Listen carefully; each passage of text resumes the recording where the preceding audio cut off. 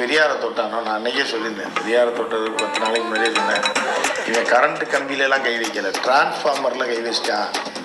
காக்கா செத்த காக்கா மாதிரி கருகிடும். சீமான் அவர்கள் வந்து பெரியார் தொட்டால் சீமான் கருக மாட்டார். எனக்கு என்னமோ சீமான் பெரியார் தொட்டனா பெரியார் தான் கருகிட்டு இருக்காரு அப்படிங்கிற மாதிரி இருக்கு. ஏதாவது நாம் தமிழர் கட்சிக்கு வந்து 8% ஓட்டு போட்டாங்களாம், அடுத்த தடவை வந்து போட மாட்டாங்களாம் அப்படின்னு சொன்ன ஒரு லூஸு அப்படின்னு சொல்லி கம்நாட்டிங்கிறாரு. அப்போ இவனை நம்ம வந்து லூஸு கம்நாட்டின்னு திருப்பி பதிலுக்கு நான் சொல்லலாமான்னு ஏன்னா சொல்கிறாரு இவர் பெரியார் வந்து கரண்ட் கம்மி இல்லை டிரான்ஸ்ஃபாரமா, அந்த டிரான்ஸ்ஃபாரத்தில் கை வச்சா சீமான் வந்து கருகுவாரா? அப்போ ஏன் சீமானை இன்னும் கருகலை? ஒரு வேளை வந்து பெரியார் அப்படிங்கிற டிரான்ஸ்ஃபாரில் வந்து பீஸை பிடிங்கிட்டாங்களா? அப்படி தான் இருக்கும் போல இருக்குது. இந்த ஆள் தான் வந்து உமாபதி அப்படிங்கிற நபர். இவர் ஒரு சீமான் பைத்தியம் தான். இவர் தான் வச்சு நம்ம தோல் உரிக்க போகிறோம். அது மட்டும் இல்லாமல் ஈவேராவை தொட்ட கருகிடுவன் இருக்காரு. அது இன்னும் நிறைய விஷயம் பேசியிருக்காது, என்னென்னு பார்க்கலாம். அதுக்கு முன்னாடி நம்ம சேனலை கொஞ்சம் லைக் பண்ணி சப்ஸ்கிரைப் பண்ணி விட்ருங்க. பெரியார் மண் பெரியார் மண்ணல்ல, எங்களுக்கு பெரியாரே ஒரு மண்ணு தான். இந்த ஆள் ஒரு திராவிட கைக்கூலி, திராவிட ஆதரவாளர், பெரியாரிய ஆதரவாளர். இந்த ஆள் வந்து அண்ணன் சீமான் அவர்கள் வந்து பெரியாரை பேசிட்டோடனே அதான் சொன்னார்ல, பெரியார் மண்ணுங்கிறீங்க, எங்களுக்கு பெரியாரே ஒரு மண் இல்லை அப்படின்னு சொன்னோடனே கதன்னு கதை ஆரம்பிச்சிட்டாப்புல.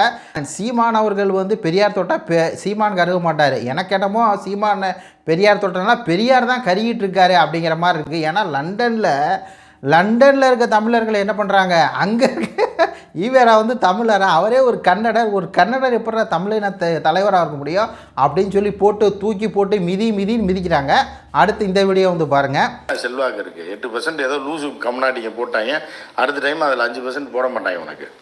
இதில் வந்து இந்த ஆளுக்கு எவ்வளோ தூரம் ஒரு வாய் கொழுப்பு அப்படின்னு சொல்லி பாருங்கள். ஏதாவது நாம் தமிழர் கட்சிக்கு வந்து 8% ஓட்டு போட்டாங்களாம், அடுத்த தடவை வந்து போட மாட்டாங்களாம் அப்படின்னு சொன்ன ஒரு லூஸு அப்படின்னு சொல்லி கம்நாட்டிங்கிறாரு.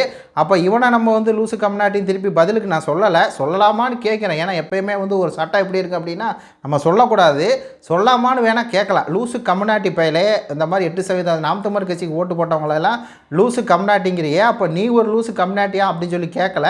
அப்படி கேட்கலாமா அப்படின்னு சொல்லி கேட்க வேண்டியிருக்குல்ல. ஏன்னா அடுத்த தடவை 5% கூட ஓட்டு வராது, 5% குறைஞ்சிரும் அப்படிங்கிறாரு. இதே கேள்வி ஒரு வந்து ஸ்டாலின் அவர்கள்ட்ட வந்து கேட்பாரா, 53% வாங்கிட்டு அப்படின்னு சொல்லி அந்த வார்த்தையும் சொல்லிட்டு அப்படி வந்து பேசுவாரா? பேச மாட்டேன். திராவிட கைக்கூலி பெரியாரே.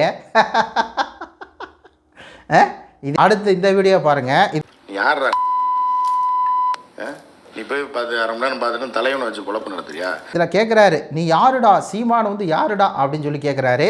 சீமான் யாருன்னு சொல்கிறேன், திராவிடத்தை வீழ்த்த வந்த சூரன், பிறமொழியாளர் ஆதிக்கத்தை வீழ்த்த வந்த சூரன், தமிழர்களை காப்பாற்ற வந்த சூரியன்.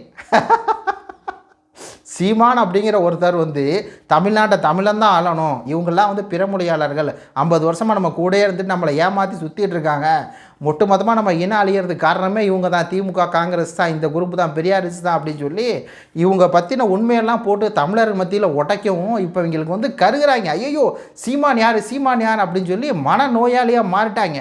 இவங்க எப்படிமா அண்ணன் சீமானை வந்து இவனை ஆச்சா ஊச்சா இஷ்டத்துக்கு பேசுகிறாங்க. ஏன்னா இவங்க எதுவும் ஒரு மனநோயாளியாக மாறிட்டாங்க. சீமான் அப்படிங்கிற ஒருத்தர் தமிழர்கள்னு பேசுகிறாரு. இங்கே வந்து வஉசி கூட பெரிய தலைவராக பெரிய என்ன பண்ணி கிழிச்சிட்டாரு தமிழர்களுக்கு ஈவேரா அப்படிங்கிறாரு. அவட பெரியார் மண் இல்லைன்னொன்னே அவங்களுக்கு அடி வயிற்றுலேருந்து டிரான்ஸ்போர், அவர் ஒரு கரண்ட் கம்மியா என்னென்னமோ சொல்லி கதன்னு கதைட்டு இருக்காங்க. இதில் நம்ம வந்து ஆக்ரோஷமெல்லாம் பதில் சொல்ல தேவையில்லை. இதுக்கு மேலே நல்லா சிரிச்சுக்கிட்டு கலாச்சிக்கிட்டு, ஏன்னா இவங்க பாருங்கள் எல்லாமே அப்படி தான். சீமான் உருவாக்கிய கற்பனை கதாபாத்திரம் மனநம் என்னென்னமோ பேசுகிறாங்க. திமுக வந்து இவ்வளோ தூரம் ஆட்சியில் இருந்துட்டு கொல்லப்பு நடக்குது, டெய்லி கற்பழிப்பு நடக்குது, டெய்லி வந்து என்னென்ன விஷயங்கள் நடந்துகிட்ருக்கு, கற்பழிப்பு, மணல் கொள்ளை, அப்புறம் வந்து இப்போ தமிழ்நாட்டை நியூஸ் பேப்பரை திறந்தாலே அவ்வளோ பிரச்சனை நடந்துகிட்டு இருக்குது. அதை பற்றியெல்லாம் பேச மாட்டார், நேராக வந்துடுவார் சீமானை கருக்க வைக்க. அவர் பெரியாரே வந்து பீஸ் போனவர் மாதிரி தான் இருக்கார், நீ வந்து மேலும் கருக்கி விட்றாத அப்படிங்கிற மாதிரி இருக்குது. நன்றி, வணக்கம்.